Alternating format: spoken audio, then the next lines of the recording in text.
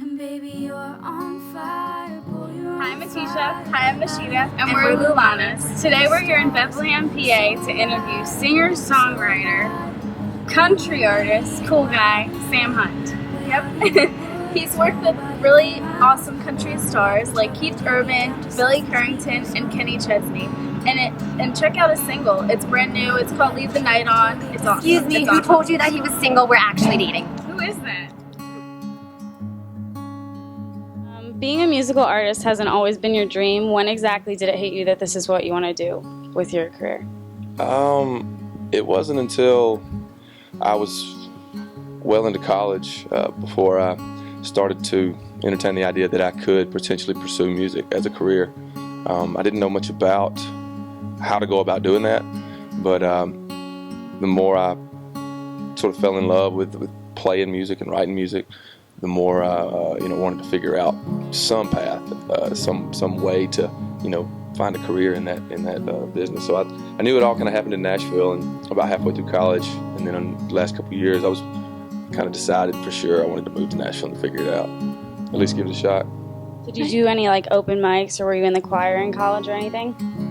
No, well I did. I guess towards the end of my years in college, I played out a couple times. Play a few of the songs that I was writing at the time, just on an acoustic guitar. And then when I moved to Nashville, those were they're around everywhere. There are places to go play and play songwriter rounds where you sit in a room with other songwriters and just swap songs off. So that's really cool. It's kind of a unique thing to Nashville. So I did some of that when I first moved to town. Nice. Did you always know that you could sing? No, I didn't. I never really, I guess, tried to sing other than maybe in the shower growing up, and then I had to do this little talent show deal in high school, and I played a song and sang, and it was more of a gag. It wasn't a serious thing, but within getting ready for that, I was playing to a recorder, and I heard myself back, and it at least sounded in tune. So that was before I'd gotten a guitar. So once I bought a guitar, that really inspired the singing, because it's just more fun to play the guitar and sing than just to sit there and play. So that's kind of how I fell into it. Nice. Sorry.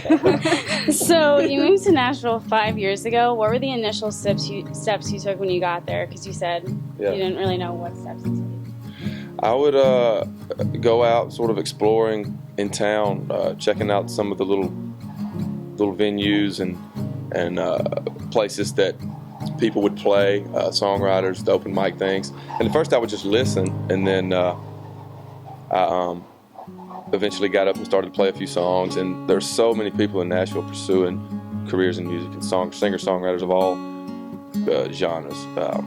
So it was inspiring to have all those other musicians around, and it's also, so it didn't take long before I got up there and started singing myself, and sort of got into that community of folks who are just looking to find their way. Mm-hmm. How cool is it to have people covering the songs that you've written? It's really cool. Sometimes when you look up a song on YouTube, you see a lot of times covers of other folks, obviously singing those songs. And I never really imagined myself having songs that other people would be covering, on YouTube there. So I don't really go out of my way to go look those up, but I do see sometimes when people will send me a cover on Twitter, and it's flattering. There's a lot of talented people out there who've done really good jobs with some of the What songs. is your songwriting process like? Is it like you sit down, set a time aside to do it, or is it like spur of the moment kind of thing? I constantly will keep a log of ideas in my phone, lyrical ideas, and so that's one way to sort of build up some material. And then a lot of times I'll sit down at a specific time that I've planned out on a given day, and either pick up a guitar and sort of go at it that way, or go into a studio with my producer and maybe another writer that I write with, and just hash out ideas. I'll get my phone out and go through ideas that and realize how ridiculous several of them are, and try to find little nuggets of a topic or lyric that can maybe spark a song, and just kind of go. So basically, your mind's like constantly writing. Yeah, I'm always thinking about it.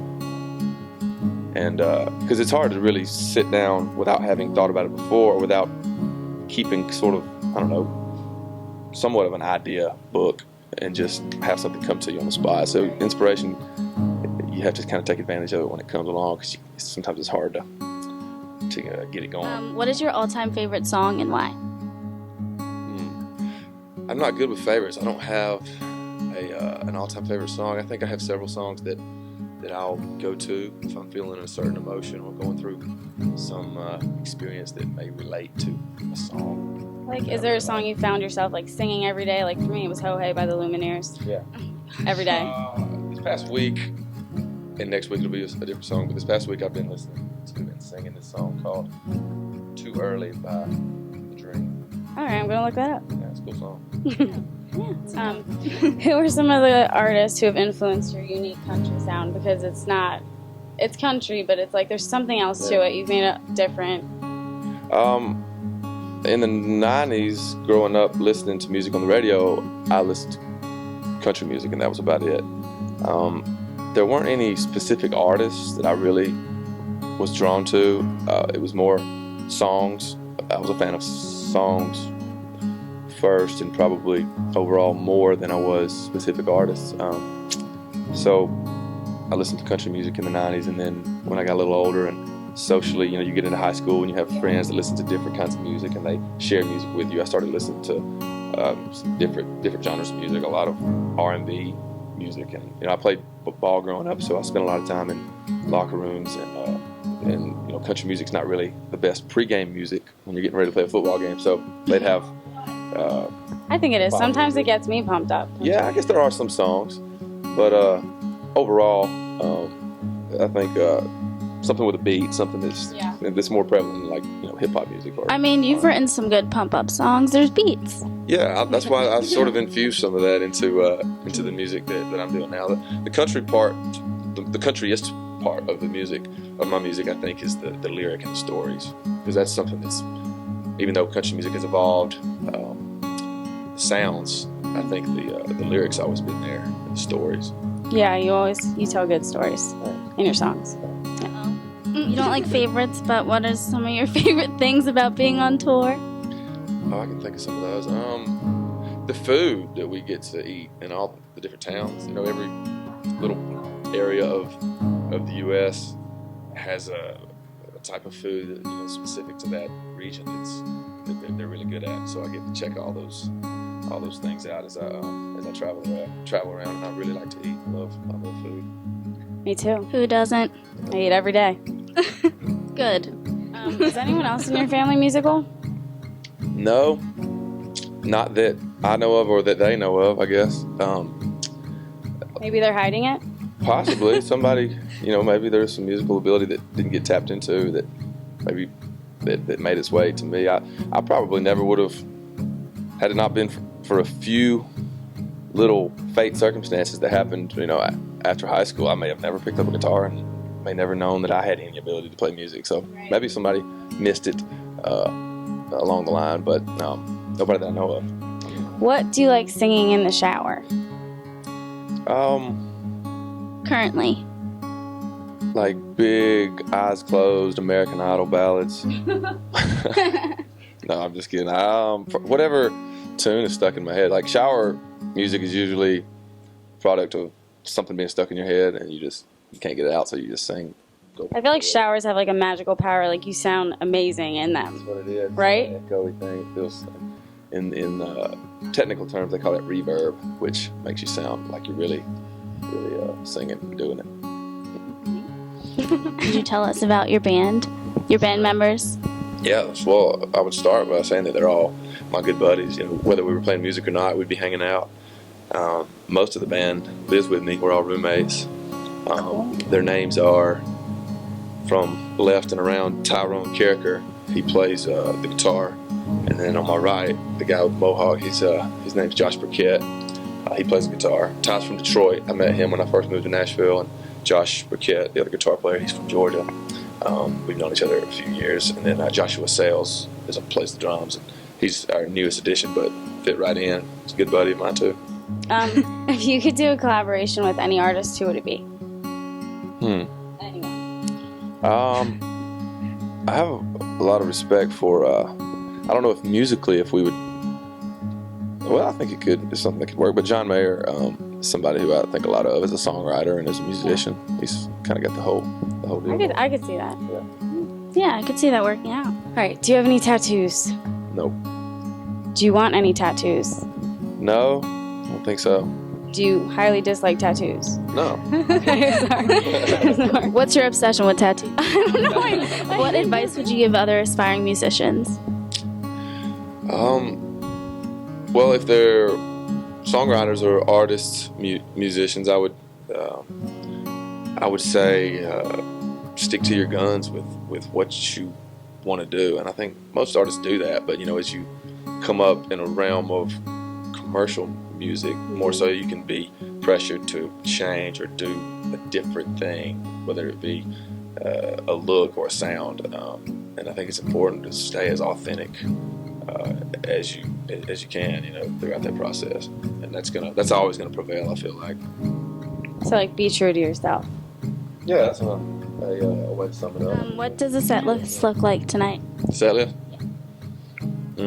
It's we're playing in about an hour, and I have a record coming out October the 27th.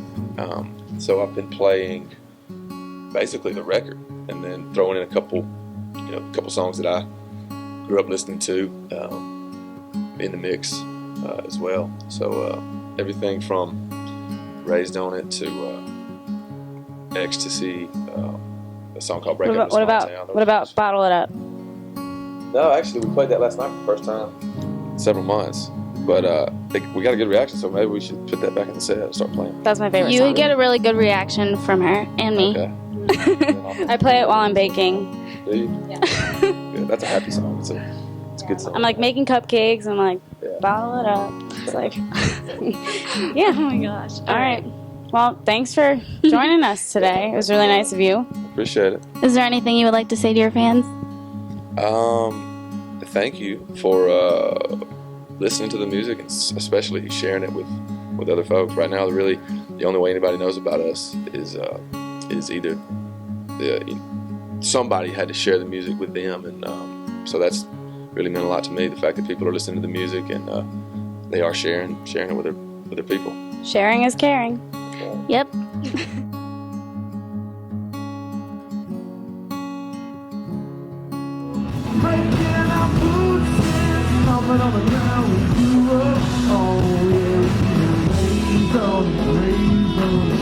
Worked hard and played on it.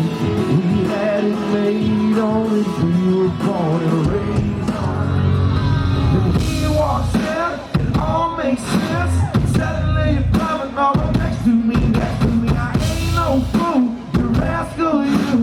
You don't want me, you just want your ecstasy. I got a chance to partner with Universal Records just a few months ago. They're giving me the opportunity to finally make the record I've always wanted to make.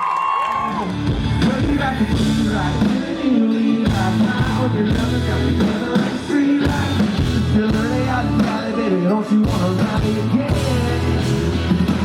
I don't know what's wrong. Go back to the floor. Start dropping to you. Some more train. We'll be rolling down the road. We'll keep catching up to you. We don't have to go home. We can be the night on. Months later, are there any Billy Currington fans? So this next song I wrote a couple years ago. I got a call from Billy Currington. He wanted to record this song. He recorded it, put it on his album, and put it out on the radio, and I just got word last night that it went #1, like 24 hours ago.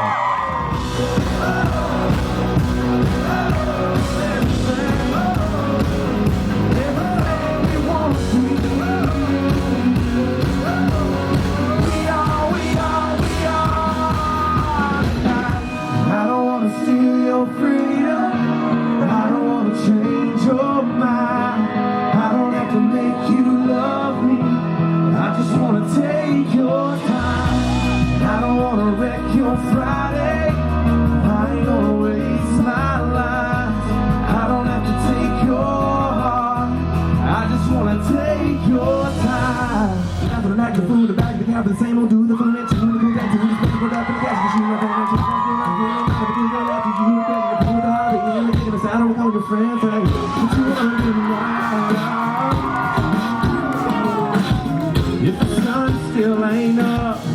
it still ain't Sunday. We wound up in the back of a police car one night.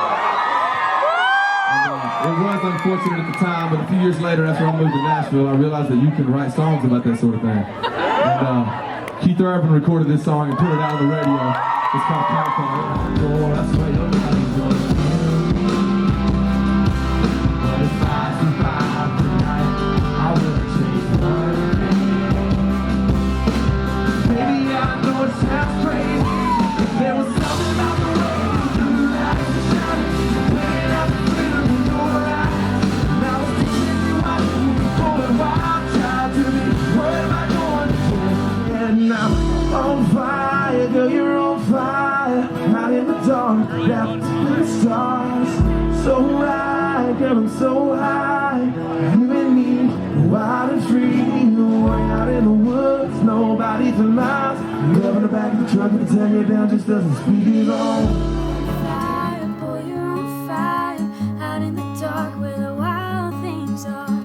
So right, boy, I'm so high. You and me, wild and free. Way out in the woods, parked under the pines. Love in the back of the truck with the tailgate down, just us and the speakers on. Love in the back of the truck with the tailgate down, just us and the speakers on.